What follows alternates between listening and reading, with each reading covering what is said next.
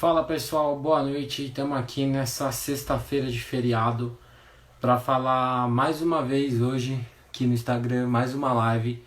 A gente hoje vai falar sobre a AFC Leste. A gente vai abrir os trabalhos para falar sobre o draft da AFC. Já colocar o Rafa que vai estar com a gente hoje mais uma vez. Hoje a gente fala de Buffalo Bills, Miami Dolphins, New England Patriots e New York Jets. Falando no Rafa, ele já tá aí com a gente, né, Rafa? E aí, Ornelas, beleza? Beleza, e você? Tudo certo. Vamos lá, né? Mais uma Bora? divisão. Bora, mais uma. Dos Bom, nossos times, aliás, né? exatamente, a gente foi até escolhido para falar da Leste exatamente pelo fato de que o Rafa torce para os Patriots, eu torço para Miami. A minha tá lavando, então eu tô com uma normal hoje. Mas a gente vai seguir as regras que a gente já usou nas últimas lives. As 4 primeiras rodadas de cada time, independente da quantidade de escolhas. E a gente vai falar um pouco sobre cada uma das equipes. E no final a gente fala um pouquinho do que a gente achou e do que a gente espera para a temporada, né? Pela ordem alfabética, a gente vai começar com o Buffalo Bills, né? O Buffalo Bills que chegou aos playoffs ano passado, depois de um certo tempo, né? A equipe foi acho que 2, 3 temporadas, depois voltou a ficar na fila e ano passado jogou bem, né? Na partida de Eu wildcard. QB. Sim. E a equipe não teve escolha de primeira rodada, né? A equipe pagou a troca do Stephon Diggs com Minnesota. Então só começou a escolher na segunda. Então, basicamente, a primeira rodada de Buffalo a gente poderia falar que foi o Stephon Diggs, que Valeu a pena. vale o preço, né? Se ele não tiver problemas que nem ele teve em Minnesota com relação aos treinadores e tudo mais. Vale E a equipe. Ornelas, que foram 3 escolhas desse draft que foram mandadas para Minnesota. A primeira rodada, uma de quinta e uma de sexta. Ainda Sim. quarta no ano que vem. Em Mas o preço deve se Minnesota. pagar. Um cara E, que chega para ser o recebedor do time. e eu acho que assim, o time está, de certa forma, mandando um recado, dando um recado pro Josh Allen, que você precisava de talentos para se provar no ataque. A gente está te dando essas armas. Então tá na hora de você realmente dar um passo a mais e ser o quarterback da franquia. A equipe antes do draft começar tinha algumas necessidades, que era edge rusher, cornerback, running back, OL e linebacker. E a equipe atacou uma necessidade na segunda rodada, escolha 54. Um edge que a gente não esperava que fosse estar lá, que foi o AJ Epinesa. Caiu também, né? Até na primeira rodada que ele podia sair. Era tido como um dos 5 melhores edge rushers da classe e foi um dos que acabou caindo bastante, né? A gente vai falar de outro mais tarde, que foi o Curtis Weaver, né? O AJ Epinesa é um cara que eu gostava dele, talvez até no esquema que o Patriots joga, porque é um cara que ele tem tamanho e velocidade para jogar tanto num 3-4 quanto num 4-3. Tem o mesmo potencial para jogar contra o jogo aéreo, tanto quanto o jogo terrestre. Meus problemas com ele é que fisicamente ele é um cara que ele se desgasta muito. Quando você olha alguns vídeos dele, você vê que no final da partida ele já está muito esgotado e isso acaba custando um pouco em alguns momentos decisivos. E ele não é um cara que lida bem quando ele está em mano a mano, grudado na linha. Ele teve algumas dificuldades. Quando eu vi o tape dele contra o Austin Jackson, que foi um OL que acabou indo para Miami, ele realmente teve muita dificuldade, porque ele ficou mano a mano o jogo inteiro e sofreu bastante. Mas eu acho que pelo preço que os Bills pagaram, foi uma grande escolha. Na 54 ainda, já era meio para final de segunda rodada. E a gente Acabou tinha sendo uma ele. oportunidade ali de momento, né? Sim, eu acho que a gente pode falar que foi um steal, né? Porque se a gente tinha alguns mocks colocando ele até num top 18, por exemplo, ele sair na 54. Aí na sequência a equipe foi na terceira rodada só, né? Na escolha 86 escolheu o running back de Utah, Zach Moss. O que você pode falar dele, Rafa? Olha, uma escolha que vai tentar compensar, né, agora a ausência do Frank Gore, né? Que não tá mais na equipe. E, cara, é uma escolha que faz sentido, até porque a gente sabe que o running back era uma das necessidades e você tem um QB móvel como o Josh Allen, você precisa ter uma arma para dar uma dinâmica diferente para o seu ataque. Então, acho que é uma escolha acertada.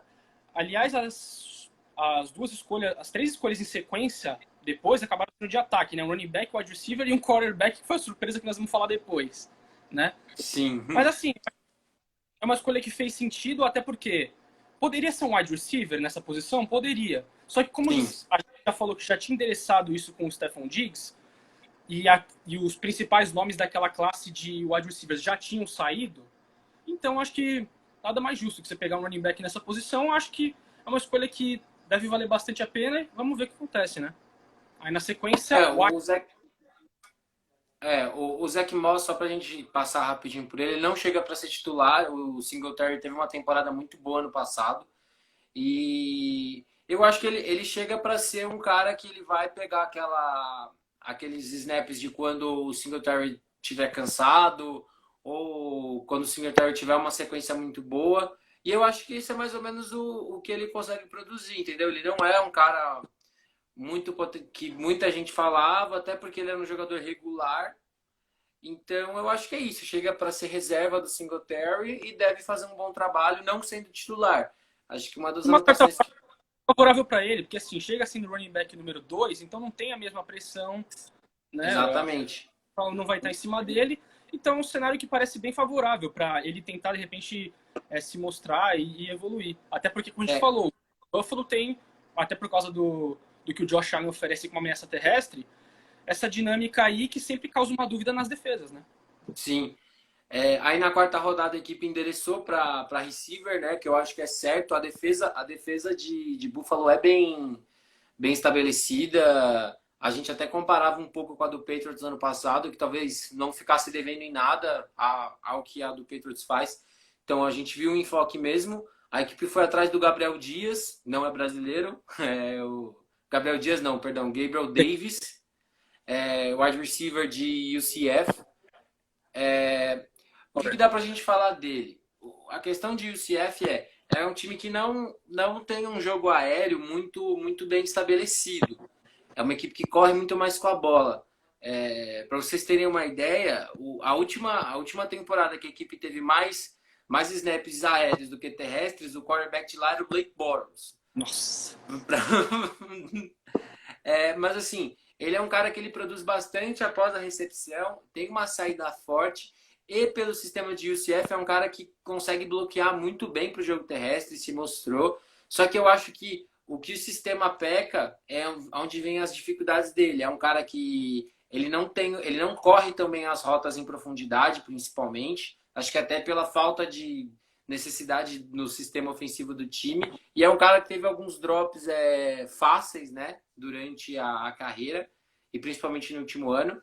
Então eu acho que são as duas coisas dele que ele precisa melhorar um pouco mais, mas é uma aposta de quarta rodada, chega para rotação. Caiu num cenário ideal para ele, um time mais voltado para corrida do que para passe, Sim. né? Em que o protagonismo não vai estar nele. Ele não chega para ser o wide receiver nem número 1, nem ele chega o elenco e tentar evoluir. Então para ele é uma escolha que faz sentido também. É um time que a gente fala, tem o Cole Beasley, tem o Stephon Diggs agora. Ele chega para talvez ser um segundo cara que joga como slot, porque ele consegue fazer isso, até por ser um cara acostumado a essas rotas mais curtas. Mandar um abraço pro Phil, que tá aí com a gente sempre, falou lindos demais, obrigado pelo elogio. E o Gil, 99DL, falando saudades do FA, todos nós estamos, a verdade é essa, não aguentamos mais. E na quinta, a gente tem falado até a quarta, a gente vai dar um destaque para a quinta do Bills, porque foi uma escolha interessante. Foi o Jake Fromm, quarterback da Georgia. Eu sempre tive algumas dúvidas de onde o Fromm poderia sair, porque assim, o Fromm é o cara que ele tem um potencial para ser reserva em qualquer time. Eu acho que é a melhor definição pro Fromm. Ele fez tudo que Georgia pediu para ele durante a carreira universitária, ele fez. Ele foi o cara que foi o líder, ele foi o cara que jogou de acordo com o sistema de Georgia. Não entregou, acho que na minha opinião, tipo, jogos nenhuma vez. Não foi um cara que se a galera apontava o dedo e falava que a equipe tinha perdido por causa do Jake Fromm. Na Mas, temporada, o calor dele ajudou a levar o time à final do college contra a Alabama. sim, e acho que, assim, de certa forma, o grande problema dele é que ele é um quarterback que é o quarterback que a gente fala de nível universitário, né? Que a gente não vê ele sendo um cara muito brilhante na NFL. E a gente sabe que todo ano tem aquele papo de o próximo Tom Brady pode estar aí, não sei o que. Gente, o Brady 20 não anos. é a regra. Inclusive, muita gente falava que o From podia cair nos Patriots, né? Que seria um fit muito bom e tudo mais. Sentido. A gente vai falar isso depois, né? Mas. Ele acaba chegando num time que não tem um reserva fixo, porque o Barkley está chegando à idade também, né? E eu acho que é bom para você dar uma competiçãozinha para o Josh Allen. Você tem um cara que está chegando, assim, a verdade o From pode fazer todos os passes que a NFL pede, todos. Ele consegue fazer passes para running back, ele é um cara que ele sabe se movimentar, ele entra no pocket, se precisar correr, ele consegue se livrar um pouco e correr com a bola. Mas é isso, entendeu? O From é isso, e eu acho que foi um preço bom. Você pagar uma quinta rodada num cara como ele, tá ótimo. E eu acho que é isso a parte dele. Ele chega também num lugar onde ele não tem pressão. Se ele não jogar, tá tudo bem. Se ele jogar, ótimo. E eu acho que é isso. E Buffalo, de certa forma, até tirou ele do mercado, onde outras equipes poderiam se aproveitar mais dele. Eu acho que essa questão que você falou dele ser. A impressão que dá é que ele seria um reserva assim, estabelecido na NFL, talvez tenha sido essa a intenção, porque eles não estão, obviamente, com a intenção de tirar o Josh Allen, porque investiram uma escolha alta nele. Foi a oitava geral, se não me engano, sétima, oitava. Acho que foi a oitava geral há 2 anos atrás. Então. Mas eu acho que ela liga um sinal de alerta porque ele é um cara que é competente, como a gente falou, ajudou a levar a Georgia para a final do college, sendo que naquela temporada dele de calor, nem seria ele o titular, né? Sim. Acho que o Jacob Eason, se não me engano, era o titular, que também foi escolhido nesse draft. Né? O Wilson saiu, acho que na quinta ou sexta também, né? Não, saiu antes. Pros Colts. Acho que foi na quarta rodada. Verdade. E você pega aquela temporada de calor dele, que eles chegam na final do college, ele se deu muito bem, justamente o que você falou, em passes para running backs. A dupla dele de running backs era o Nick Chubb, que está hoje no Cleveland Browns, e o Sonny Michel, que está nos Patriots. Sim. E deu muito bem no sistema. Tanto que tinha uma linha ofensiva muito boa também, né? A Roma do Baker Mayfield, que foi o Heisman naquele ano. Sim. Então, assim, acho que é um cara competente. Eu não vejo, assim... Acho que tá de bom tamanho. Você pode até considerar que ele caiu, se a gente considerar que ele podia ser escolhido até na terceira rodada. Sim, pra mim ele caiu. Pra mim não é nenhuma surpresa, não. E acho que é uma escolha que vale a pena. Você, a princípio, tenta evoluir ele. O problema do Josh Allen é que ele ainda não é um cara confiável. Apesar de você poder argumentar que talvez hoje ele seja o melhor quarterback na divisão, ou pelo menos o que mostrou mais coisas, já que o Sandano também já teve problema com lesão nos Jets, e o Tua ainda vai estrear, tá? Os Patriots do Steelers também tem, acho que um passe na carreira e foi uma pick six contra os Jets. Eu também faz sentido também. E só para a gente relembrar, eles vieram com defensive end e foi até as movimentações deles de free agent dos Bills foram justamente em defesa, né? Renovaram, teve o Mario Edson que chegou, apesar de ser um veterano, mas chega para essa posição.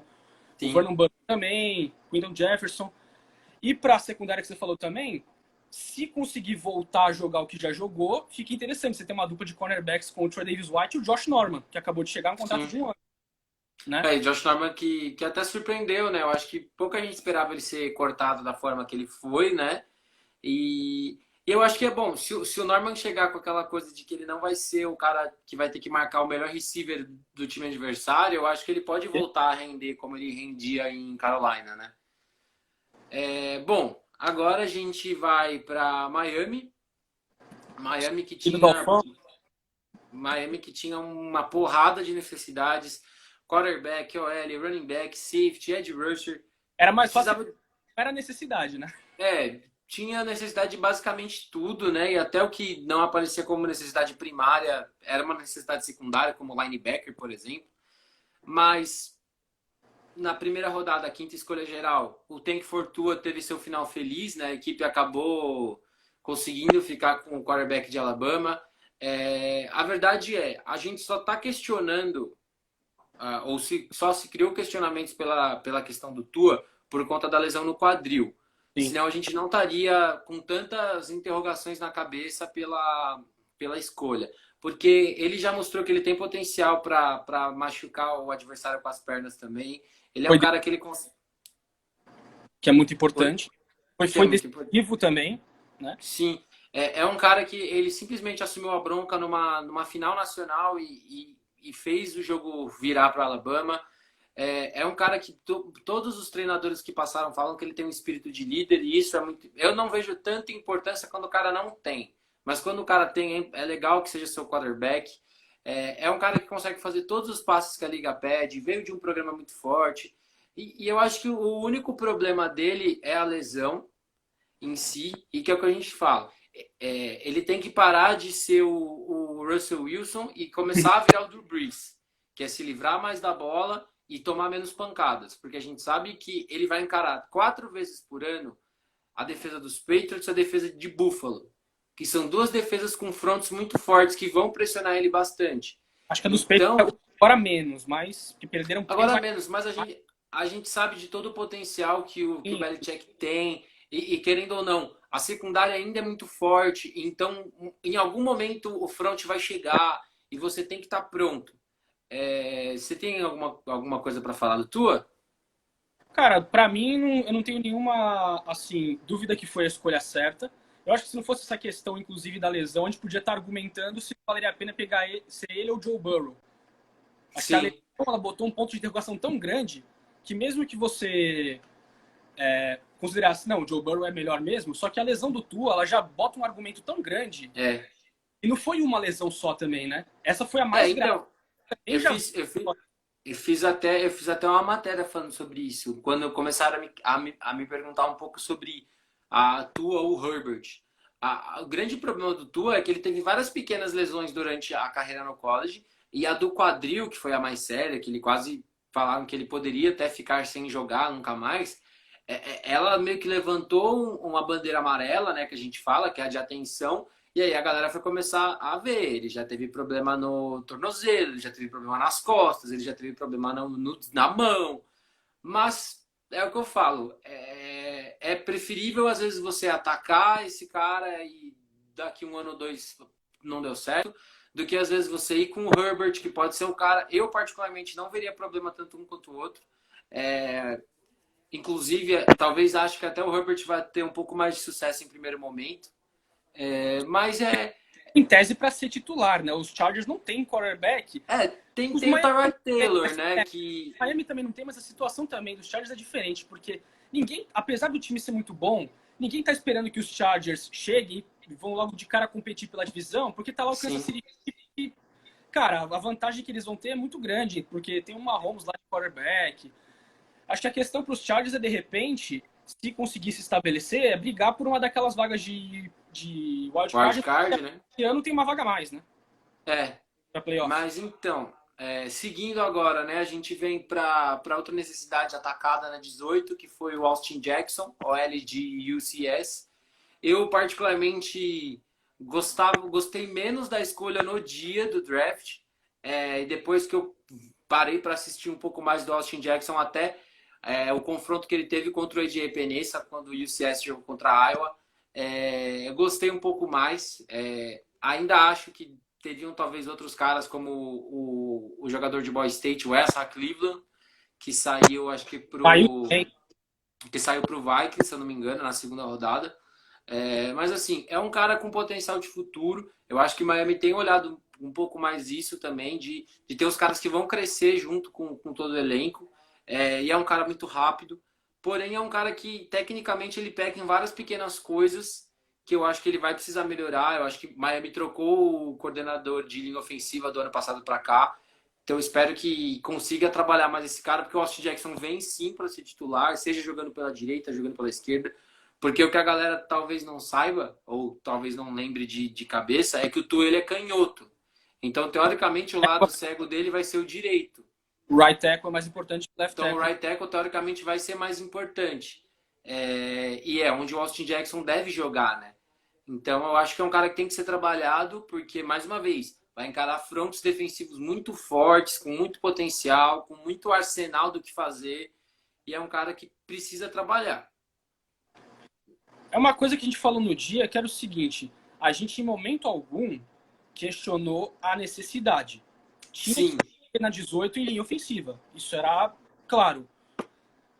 O nome, talvez você pudesse ter outros nomes, mas assim, para mim o que é importante nesse caso é que a necessidade principal foi endereçada. Exatamente. Eu sempre parto do princípio com essa. Tanto que quando a gente, inclusive, comentou na última live sobre os Patriots, eu falei, eu não quero que o time pegue secundária logo de cara. O que o Belichick fez? Pegou secundária o primeiro jogador. Eu falei, apesar de no futuro poder ser uma necessidade, não é uma necessidade de momento. A secundária é fila.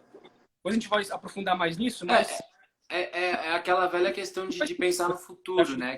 Que é o argumento que o Packers usou, entre aspas, com o Jordan Love, né? Também. Na número 30, a Miami trocou a 24 com os Packers, inclusive pela escolha do Jordan Love. E a equipe selecionou o Noah Igbonye, estou aprendendo a falar o nome dele, o cornerback de Auburn. Mesmo, eu não fui pesquisar como é que pronuncia o nome dele. Para falar a verdade, quem abriu um pouco mais meu olho para essa escolha foi o Mochila, que inclusive a gente fez a live segunda-feira, que ele também torce para Miami. E a gente conversou um pouco mais sobre como o Noah chega para ser o cara que vai cumprir o que o sistema pede. Apesar do time ter o Xavier Howard, ter assinado com o Byron Jones, e aí você pensa, a equipe já tinha os dois cornerbacks titulares. O Noah chega para ser o cara que também foi espetacular em Auburn jogando na formação man-to-man, que é o que Miami vai fazer. Inclusive foi o motivo do Byron Jones ter sido contratado, que é explorar a marcação homem a homem, sim. O Noah pode jogar também como um cara como se a equipe decidir, por exemplo, usar uma formação em cover 3, ele pode fazer uma vez ou outra o cara que vai ser o safety cobrindo o meio do campo, porque ele é bem instintivo. Meu único problema dele é que, mais uma vez, as faltas no college elas são diferentes da NFL. Então ele é um cara que ele costuma agarrar um pouco mais, é um cara que dá um toque a mais ali no jogador antes da bola chegar, e a NFL pune-se um pouco mais, a NFL permite menos esse contato do que o college. Então eu acho que o Noah precisa trabalhar isso para realmente ser o cara que vai ajudar essa secundária na rotação ainda mais, porque a grande verdade é, Miami está espelhando o que os Patriots fizeram nos últimos anos. O Brian Flores está abertamente fazendo isso. Eu vou montar a minha secundária para que ela faça a marcação homem a homem, para que ela consiga segurar bastante tempo, para que o meu front seven, que não vai ter caras de nome muito charmosos ou muito espetaculares, todos esses caras em algum momento consigam chegar no quarterback adversário. E é isso. Se você for pegar de montagem, é parecido, né? Você pega os Patriots, já tinham dois veteranos lá no caso na secundária, que era o Patrick Chung e o Devin McCourty, e depois eles montam a dupla de cornerbacks, justamente isso que você falou, investindo num cara que já mostrava potencial quando trocaram pelo Stephon Gilmore com o Buffalo Bills. Sim. E depois adicionaram o Jason McCourty, que foi um veterano, mas que conseguiu encaixar muito bem ali no esquema. Sim. E a princípio parece que a montagem foi a mesma. Você paga bastante pelo Byron Jones, que veio de período de Dallas, e a princípio você vai montando o resto com jogadores promissores até você formar uma filosofia ali que dê certo, né? Eu acho que só foi uma não, pode falar. Porque cornerback não era nenhuma das 5 principais necessidades do time. Não era. Talvez eles apostassem mais esse esquema na questão da versatilidade que você já falou. Porque safety era necessidade, cornerback não exatamente. Mas também quando a gente tem também uma NFL hoje muito voltada para o passe, você vê muita gente usando também pacote níquel também. Então... E a grande verdade que pra galera que às vezes não assiste tanto, a marcação homem a homem, ela cansa muito mais que a marcação em zona. Então ela exige muito mais rotação e que seus jogadores sejam melhores fisicamente, porque é muito diferente você ter um pedaço do campo que você vai cobrir e outro é você ficar realmente perseguindo o cara de um lado para o outro, entendeu? Que cuida do lado esquerdo do campo. Exatamente. Né? Que é outro caso. Aí você não é uma situação, por exemplo, que Seattle fazia, que a Legião do Boom jogava numa cover 3, onde os caras tinham um espaço que, apesar de grande de cobertura, era um espaço. Eles sabiam onde começava e onde terminava. Então, se o cara quebrasse para dentro, ele era a responsabilidade de outra pessoa, entendeu? E eram 3 jogadores fora da curva, Ken Chancellor, Earl Thomas e o Richard Sherman também. Exatamente.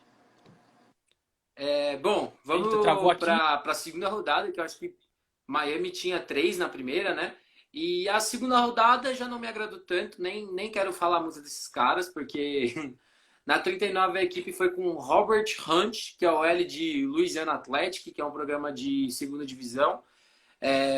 Mais uma vez, assim como os Patriots, Miami está confiando no processo, confiando que os caras vão realmente achar os jogadores de programas pequenos que vão funcionar no seu sistema. A única coisa que eu gosto dele é porque ele tem tamanho e força para jogar tanto de guard como de tackle. Eu acho que isso é importante até para se ele não for um cara que, se ele não for titular, se ele for um reserva, é muito bom você ter um cara que consiga ter essa versatilidade dentro da linha ofensiva. Mas é um cara que, tecnicamente, assim, de uma maneira geral, não tem nada muito espetacular que chame muita atenção. E ele vem de um programa muito fraco. Então, ele não encarou nose tackles ou defensive tackles muito grandes. Não jogou contra edges espetaculares. Ou se jogou, jogou uma vez ou duas. Não enfrentou as Então, eu defesas acho de que... college, né? Resumidamente. Exatamente. Eu acho que isso para mim é o que pesa contra. Na 56, a gente endereçou para DL, mais precisamente para defensive tackle. Como o Miami está jogando num sistema de 3-4, desde que o Brian Flores chegou, como que Miami tem atuado? Tem atuado com nose guard e 2 caras alinhados entre os guards e tackles que geralmente são DTs ou Ds um pouco mais pesados. Então o Racon Davis veio para mais ou menos atender essa necessidade, DL de Alabama. É um cara forte, é um cara persistente em jogadas. Eu acho que isso entra muito no que a gente falou de você ter uma secundária que segure bastante tempo para que a sua DL consiga realmente em algum momento penetrar. Só que é um cara que veio de um programa muito forte que é Alabama, que é geralmente quando os caras melhoram muito, e ele piorou de 2017 para 2019. E é um cara que a saída dele não é das melhores, então isso não me agrada muito. Mas é aquilo, mais uma vez, é um jogador de um programa forte, que tem algumas coisas boas que Miami deve tentar explorar de alguma forma. Então, de novo, era mais uma posição que não era uma necessidade clara, interior de linha, né? Não era uma das mais importantes. Até me surpreendeu, um certo ponto, ter endereçado isso na segunda rodada. Sim. Falou, um time que tinha problemas em quase todas as posições, eu não veria nenhum problema ainda em, de repente, você pegar mais um jogador para ajudar o ataque, mais um adversário, né? Porque assim você pensa, Concordo. você tá apostando no Tua, você tem que dar as melhores armas para ele. E até esse momento, eles não tinham ainda draftado recebedor para ele. Sim. Então, confiar o quê? Só no Davante Parker lá, que já estava lá? E você vai apostar em wide receiver depois, os Dolphins, só na 7ª rodada? Né? Assinou com alguns também depois na que a gente fala, né? Que são os jogadores que assinam posteriormente. Tem um, inclusive, que eu até comentei, me fugiu o nome dele agora, que é um cara que eu gosto bastante, porque ele deve ser o cara que vai ser o tipo o Slater do Patriots, sabe? O cara que joga em tudo que o time mandar. Mas, enfim. E também não ter pego um wide receiver mais cedo no draft, foi só na 7ª rodada, também me pareceu um pouco esquisito também, se você considerar que na free agent não tinha contratado ninguém para essa posição também. Sim, a grande verdade Miami tem o Davante Parker, que jogou bem ano passado pela primeira vez, era o último ano dele do contrato de calor. Minto. Ele já tinha acabado o contrato de calor, o Miami renovou, acho que e terminou a temporada dando uma boa impressão, porque queimou o Stephen jogo. Nossa, você é louco, pôs no bolso. Eu lembro disso até hoje, a gente até brincou, né? O Davante Parker realmente ele fez uma coisa com o Gilmore que eu não tinha visto foi o único ninguém fazer. Temporada. A equipe também tem o Preston Williams, foi calor ano passado, fez um trabalho muito bom, mas teve uma lesão no joelho e acabou perdendo a reta final da temporada. O Gesicki, que é tight end, está cada vez mais entrando no jogo, mas eu acho que também poderia ter endereçado algum cara aí. Ainda mais porque na 3ª rodada tinha novamente escolha e a equipe foi com o Brandon Jones, que foi o safety do Texas. O Brandon Jones... também se fosse necessário, porque teve muitas escolhas no draft. Sim. Não sei e de repente, para 3ª rodada de novo, dando, sei lá, uma de 5ª e tal. Sim. jogador nessa posição, entendeu? Até porque a gente nem vai falar disso, né? Mas o Miami pegou acho que na sexta, um long snapper, mano. O Blake Ferguson de LSU. Então, tipo, Sim. você tinha. Ali se quiser quebrar o galho, mas é long snapper. É que nem a gente falar que o Patriots draftou um kicker na quinta, por exemplo.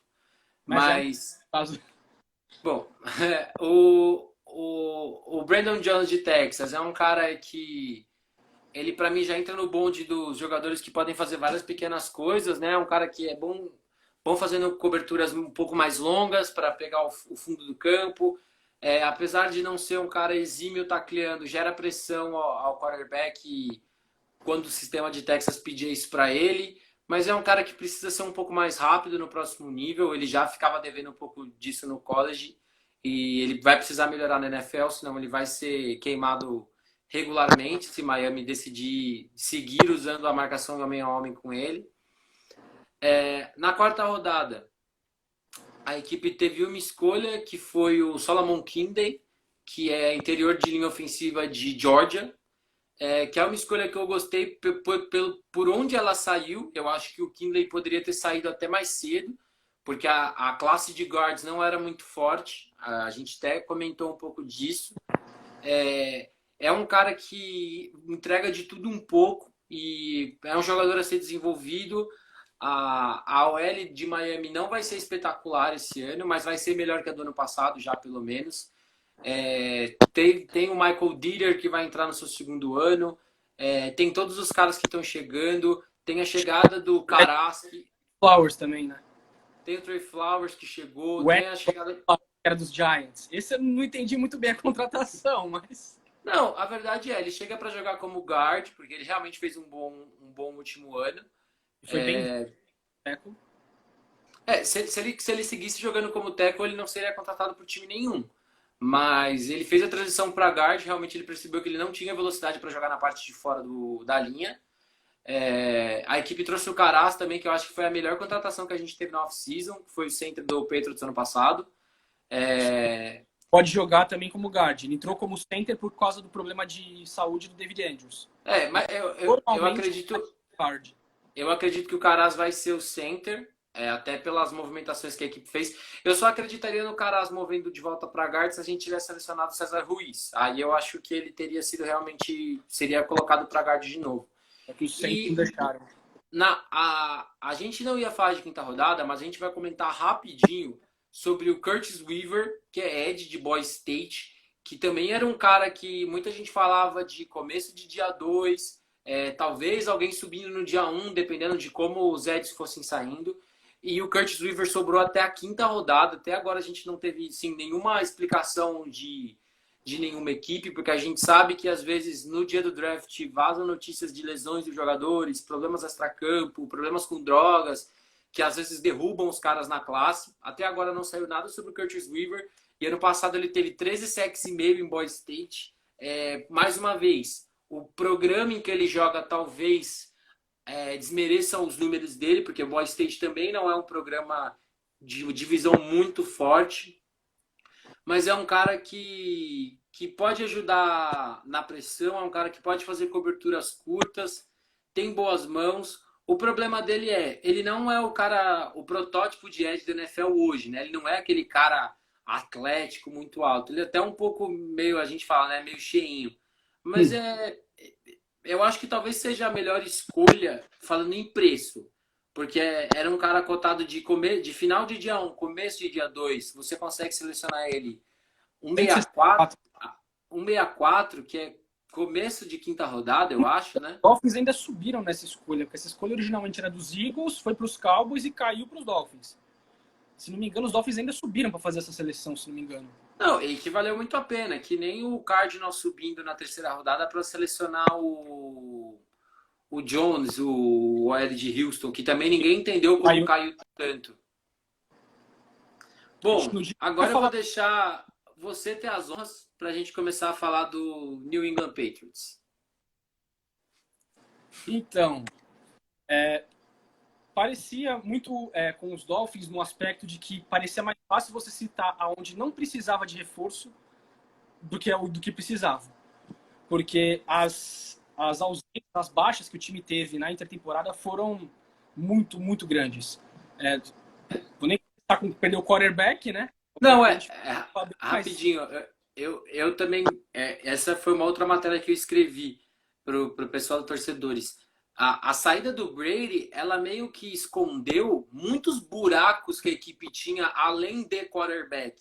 A equipe mas, tinha muita tá, coisa para resolver e não tinha grana.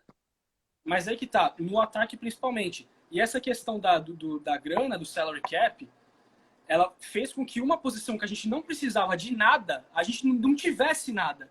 Você tinha 4 linebackers no time, os 4 muito bons. Você tinha, no caso, o Dante Hightower, o Jamie Collins, o Kyle Van Noy e o Elandon Roberts. Cada um com sua função, né, no caso. Sim. E aí, na Free Agency, você perde 3 desses caras. Só ficou o Dante Hightower, que talvez desse seja o cara mais, pelo aspecto da liderança, né? Já tá no time há muito tempo e tal. É. Faria até algum sentido. Mas, E cara... é o cara que talvez entenda mais o sistema. Então talvez seja até a melhor peça para você ter com os jogadores jovens ao redor, né? Sim, já passou por muita coisa, ele já tá no time há muito tempo, tá? Ele já sabe o jeito que o Belichick trabalha na defesa. E ele também é aquele cara, ele é o middle linebacker, ele, se não me engano, é o cara que fica com o ponto e organiza a defesa na hora. Sim. Né? Então, dá um outro peso. O que eu fiquei um pouco decepcionado, eu não fiquei surpreso, até como a gente falou na outra live, dos Patriots terem trocado a escolha da primeira rodada. Não. E tradicionalmente faz isso e não tinha escolhas na segunda rodada. Então não pareceu ser uma surpresa o time trocar com os Chargers e pegou uma escolha de segunda e uma de terceira. O que eu achei estranho como eu falei, você tinha muitos buracos em muitos setores. E você vai, com a primeira escolha que você tem, você endereça uma coisa que não era uma das necessidades de momento. Foi o Kyle Duggar, na 37. Porque, assim, eu entendo que você possa argumentar que o Devin McCourty já está indo para o final de carreira, já considerou aposentadoria em diferentes momentos, foi mais de uma vez. Mas, Sim. cara, você acabou de renovar com ele por mais 2 temporadas. Então, cara, prioriza as necessidades de momento, que são várias. Então, outra coisa que eu fiquei surpreso, a temporada passada já mostrou que o time tinha muitos problemas no ataque. A gente, em vários viu o Brady com poucas armas à disposição dele. E as armas que o time investiu não deram certo. A gente lembra que a escolha de segunda rodada original dos Patriots foi para os Falcons pelo Mohamed Sanu, que não foi bem. Foi o cavalo de Troia do Bengals pro Patriots. Então, a dança do Atlanta Falcons. Né? Então, assim, eu fiquei surpreso do primeiro lugar, a primeira vez que os Patriots endereçaram um ataque no draft foi na escolha 91, terceira rodada. Que foi o Devin Asiasi. Depois o Dalton Keene, que também é tight end, né? Sim. O Josh, né?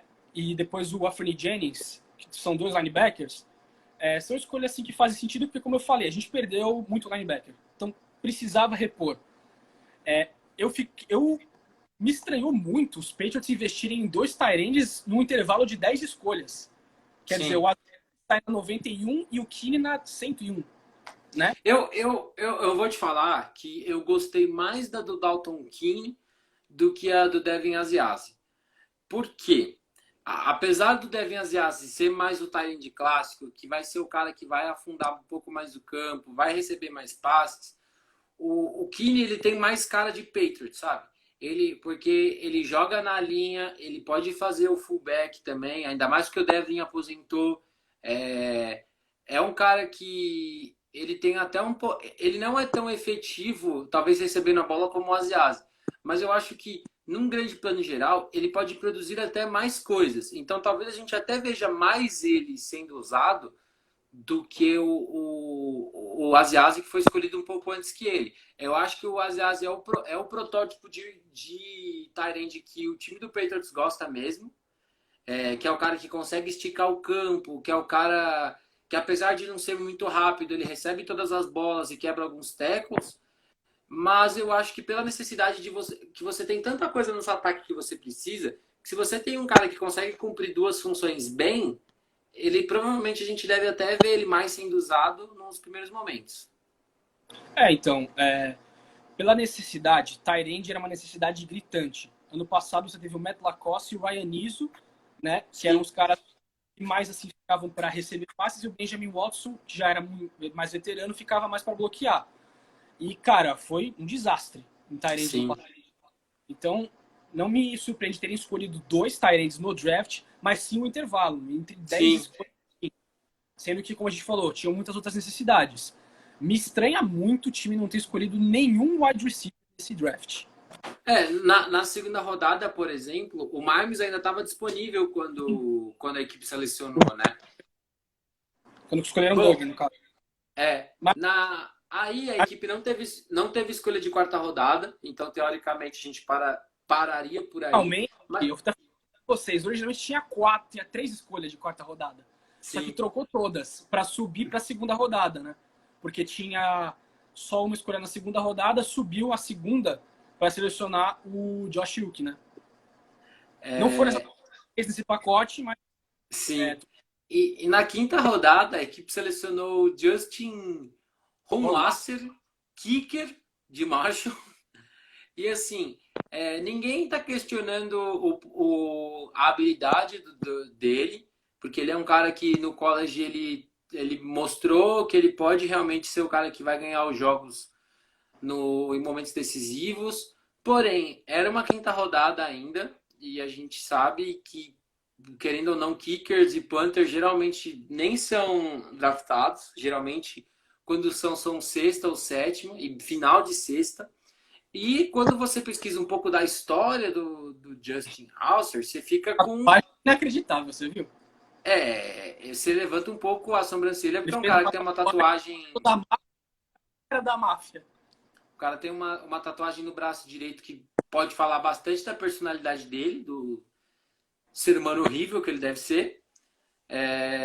Então eu acho que isso faz me desagradar ainda mais a escolha. Eu acho que quem tiver interesse dá uma pesquisada para entender um pouco mais do que a gente está falando, mas é isso. Não, Mandaram sei lá, buscar já não gostaria, assim. Você imaginaria já não gostaria dele pelo simples fato de ele estar no Patriots, entendeu? Ele só deu mais motivos para não gostar.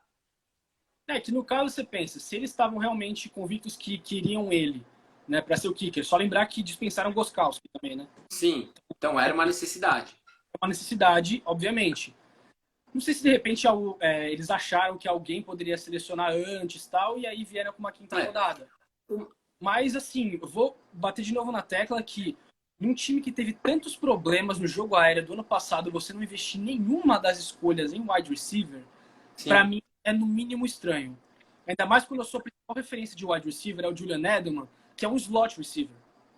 Né? Isso é problemático, porque, querendo ou não, o Edelman, eu não lembro quem falou no Twitter que dá até uma briga, né? Que o Edelman era melhor que o Julio Jones, né? Merecia mais a seleção da década. Não, Não, para óbvio, começar, né? óbvio E que não. assim, gente, o Edelman, ele é muito bom sim. Ele é um cara que ele faz de tudo, só que o Edelman não estica o campo. Eu acho que a galera não entende Não. que a principal função dos recebedores abertos, em muitos cenários, é eles ser os caras que vão abrir o campo para os caras de dentro conseguirem fazer algumas recepções. Por exemplo, eu acho que é uma das coisas que o Jerry Jeudy mais traz para a NFL é exatamente isso. O Jerry Jeudy ele é muito vertical, então ele é um cara que ele vai esticar e ele vai abrir buracos enormes para É o, outros tipo caras de receberem a jogador, bola. é o tipo de jogador que ele não precisa necessariamente receber a bola para fazer impacto numa jogada. Exatamente. A gente pode pegar esse exemplo que você falou de 2 caras verticais, o Tampa Bay Buccaneers, que é o melhor exemplo no momento. Você Sim. pega a investir uma escolha agora no Gronkowski e tal, que a gente não sabe em qual situação tá. Mas, cara, só o fato de você ter o Gronkowski no campo, tendo tudo que você já viu ele fazer, você sabe que a defesa não vai poder dar mole. Então, Sim. você tem na cabeça da defesa adversária o seguinte, cara, eu não posso dobrar ninguém. Porque se eu dobrar o Gronkowski, tem um cara a menos para marcar Evans e Godwin. Se eu tirar um cara a mais no Evans, vai sobrar um cara a mais pro Gronkowski castigar no meio do campo. Não tem o que fazer. Sim. Eu até tô bem curioso para ver como é que os coordenadores defensivos vão se virar para parar esse ataque. Vai Porque ser mesmo complicado. 2 caras, o Brady e o Gronk, no auge deles, a ameaça, só das possibilidades, ela já te força a quebrar a cabeça para tentar chamar uma solução para isso. E Tampa Bay endereçou linha ofensiva também, então a gente. E Tampa ainda direcionou linha ofensiva, a gente deve até ver um jogo corrido mais eficaz, né? Sim. E, bom, agora a gente vai para o último time da Deixa eu só divisão. finalizar, cara. Para mim, o melhor movimento do Patriots nessa off-season, já que nenhuma das escolhas do draft assim me deixou realmente empolgado, os dois principais movimentos acabaram sendo, então, você colocar a franchise tag no Joe Thuney, guard, que é um cara muito confiável, que deu muito certo Sim. nesse time, e acho que, se não me engano, nunca se machucou. Posso estar Não, enganado. não, eu pesquisei porque Todos os jogos que ele teve disponível, tinham rumores de que Miami talvez fosse entregar uma das escolhas de mas, primeira rodada pelo Tunney, mas acabou não fechando. e de novo, e aí mais duas contratações que hoje eu acho que agregam mais em liderança do que propriamente taticamente no time, que é o Matthew Slater, que você já falou dele, renovou por mais 2 anos, que é Gosto um cara muito. que é líder do time, né, capitão há anos, e o Devin McCourt, que também é um dos líderes do time. Ele é Sim, um cara que ainda continua num nível muito bom para um safety, mas a função dele hoje acho que é mais de liderança e de ajudar a organizar do que propriamente aquele cara que vai ajudar a parar o jogo aéreo do adversário. sim. É isso. E bom, vamos para agora para a gente fechar a divisão, que a gente tem mais 14 minutos, o New York Jets. Equipe tinha necessidades de receiver, edge rusher, tackle, cornerback, running back. Running back com uma necessidade secundária por causa do Le'Veon Bell. E vamos lá. Escolha número 11. Idade para running Mac back, Beton. resolver botar mais a bola na mão dele. Essa é a necessidade. É, na escolha número 11, Mac Beton, OL de Louisville. Um jogador muito grande e muito rápido, mesmo sendo um cara que pesa quase 370 libras. Isso é muito pesado. É um cara que contribui muito para o jogo terrestre. No jogo aéreo, ele ainda fica devendo um pouco na minha concepção. Eu acho que ele vai sofrer um pouco na liga com edges muito rápidos pelo tamanho dele. E o grande problema que eu estava até conferindo, o Louisville não encarou nenhuma equipe com potencial defensivo muito forte no ano passado, com edges muito bons.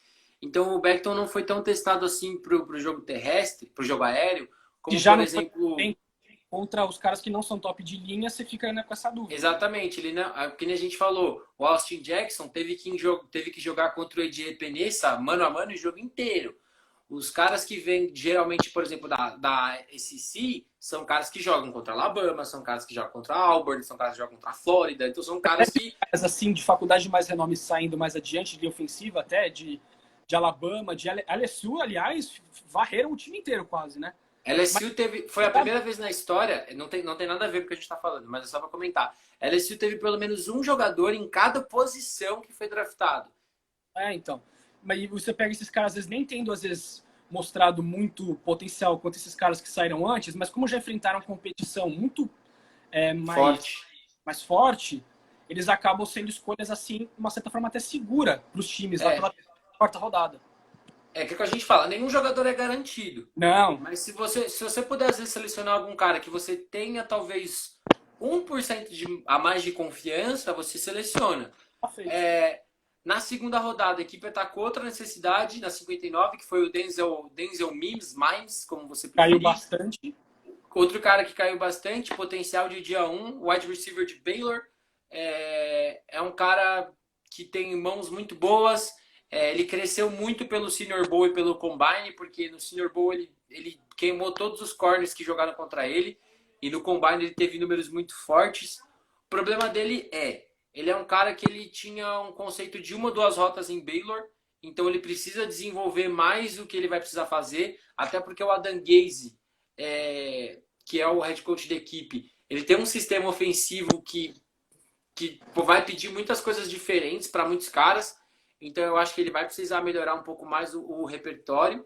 E, cara, eu acho que é mais isso. Eu acho que ele acabou caindo porque acho que muitos receivers foram saindo, então a galera pensou que talvez ele fosse cair mais e ele acabou sobrando na 59. De novo era uma necessidade. O time perdeu o Robbie Anderson e o Demarius Thomas na free agency. E você precisa dar alvo pro Sam Darnold. Não adianta você esperar que o Sam Darnold seja o quarterback que você imaginou quando escolheu ele na posição 3 alguns anos atrás, se você não der arma para ele. Aí não adianta nada. Sim.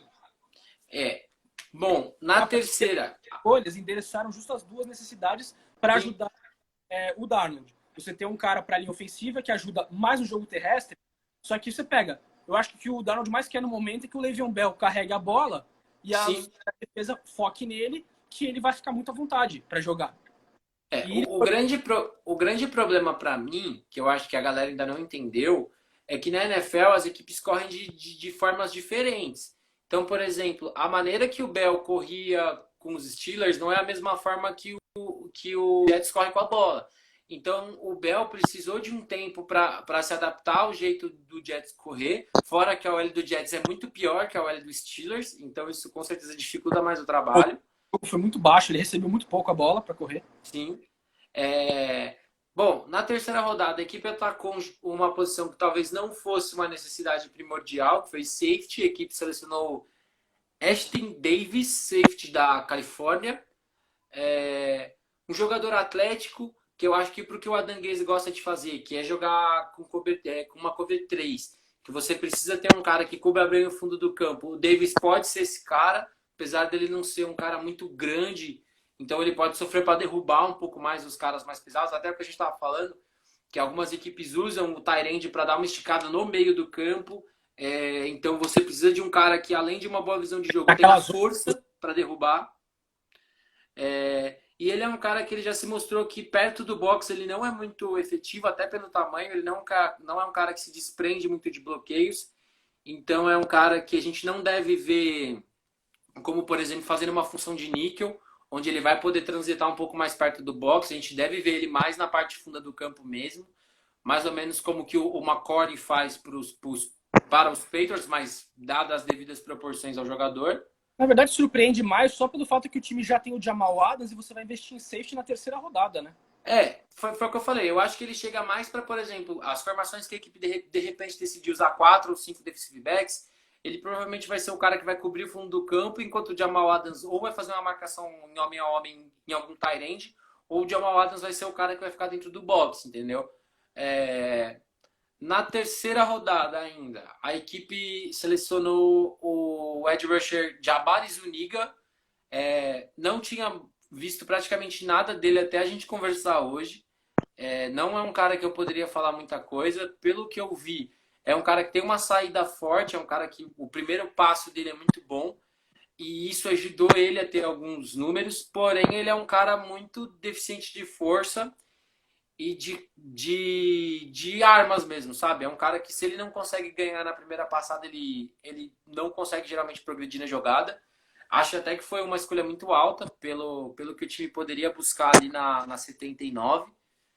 Mas é uma aposta. Ou pelo jogador? Muito alto pelo jogador.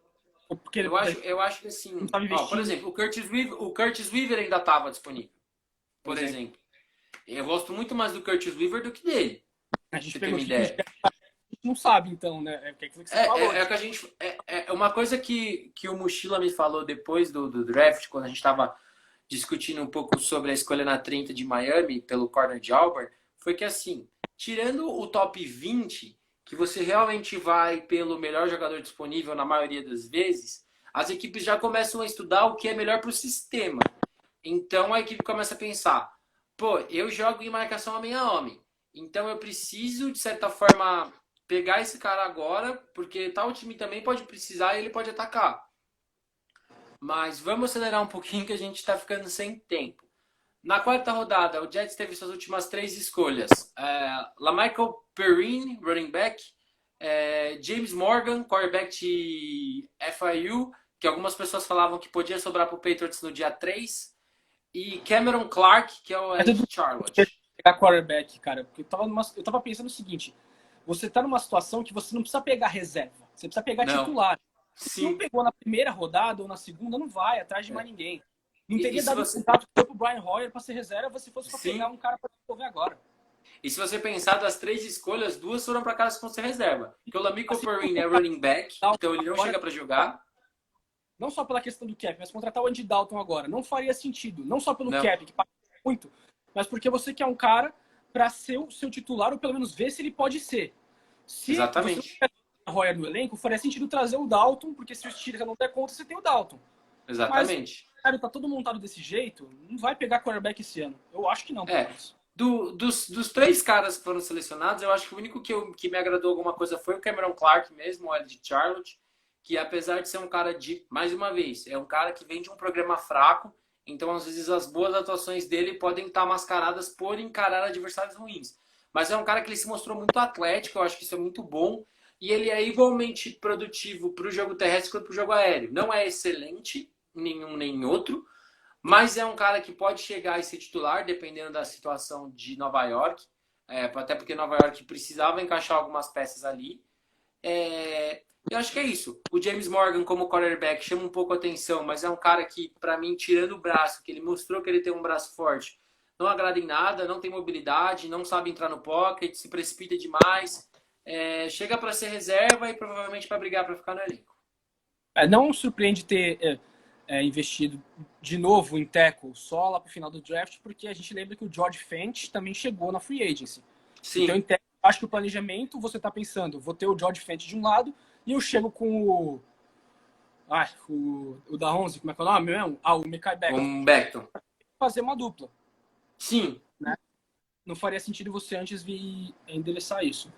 Mas, cara, o draft dos Jets também, em questão de necessidade, praticamente atacaram o que precisavam, né? Nas duas primeiras. Eu só fiquei surpreso de novo. Não foram investir em wide receiver depois também. Sim. Pegaram times da segunda rodada, mas acho que poderiam, de repente, ter ido atrás de mais alguém lá pela quinta, quarta rodada. Já tinha quarta rodada. Podia ter pegado mais alguém ali. Bom, galera, nosso tempo já está acabando. Num resumo bem rápido, talvez, eu acredito até que o Rafa vai concordar comigo, porque a gente acompanha muito a FC Leste. A gente deve ter uma das temporadas mais pegadas na FC Leste. Eu acho que pela primeira vez em muitos anos, dá pra cravar. Campeão de divisão. O Patriots não é não que ele não seja favorito, mas ele não é tão favorito como ele foi nos últimos anos. De certa forma, até brinquei. Eu acho que talvez Buffalo seja o time melhor montado hoje, pensando em tudo, até porque tem um quarterback já estabelecido. Parece o time mais pronto no momento. Acho que essa é a palavra, pronto. A gente não sabe se... erros dele, né? Sim. O Josh Allen talvez seja o melhor quarterback hoje. Acredito que em questão de potencial o Tua seja melhor, mas o Tua ainda precisa jogar. O Steedham no Patriots. O Steedham no Patriots. Eu acho que... Cara, eu não sei o que esperar dele. Eu acredito que o jogo terrestre vai aparecer muito mais esse ano. Até pelo draft que a gente viu, não endereçou muito para recebedor, ou praticamente não endereçou quando precisava. Então a gente deve ver um jogo terrestre muito mais forte e a defesa mais uma vez trazendo algumas vitórias para a equipe. Não acredito que os Patriots montaram um elenco para tancar. Não acho que o Bill Belichick vai fazer isso depois de tanto tempo na liga. E, cara, eu acho que é isso. Você tem mais alguma coisa que você acha que vale a gente comentar antes da gente encerrar? Não, cara, eu acho que assim, depois de 10 anos em que você tinha uma divisão que você entrava na temporada praticamente já sabendo quem ia ganhar o título da divisão, pela primeira vez você pode dizer que a AFC Leste é uma das divisões que mais atrai atenção. Eu acho que não é a que mais atrai, porque a NFC South está carregada esse ano. E a NFC Oeste também, o 49ers, Seahawks, Rams, né? Também Sim. Tem bastante atenção. Os Cardinals também se reforçaram bastante. Mas eu gosto do que a gente tem como cenário para essa temporada. Tá tudo indefinido. Sim. Eu não me surpreenderia se você tivesse 3 times nessa divisão, com campanhas regulares, assim, brigando pro playoff. Para mim não seria nenhum espanto você ter, por exemplo, chegar na semana 15 e 16, New England, Buffalo e Miami brigando pro vaga em playoff. Os Jets deixam um pouco abaixo. Eu acho que a gente precisa ver melhor como é que essas peças vão encaixar, porque a gente não tem muita perspectiva que o Jets dos 4 é o que menos você olha e eu acho que até pelo Adam Gase, que não é um treinador que muita gente goste, você fica com aquele negócio, entendeu? Não, você vê trabalhos muito bons, o Brian Flores, o Sean McDermott e o Bill Belichick. Sim. Bom, Rafa, deixa suas redes sociais pra gente encerrar, que vai dar o tempo. Galera, como o Nelas ressaltou na última live, meu Instagram começou há pouco tempo, então Rafael, _98, Souza.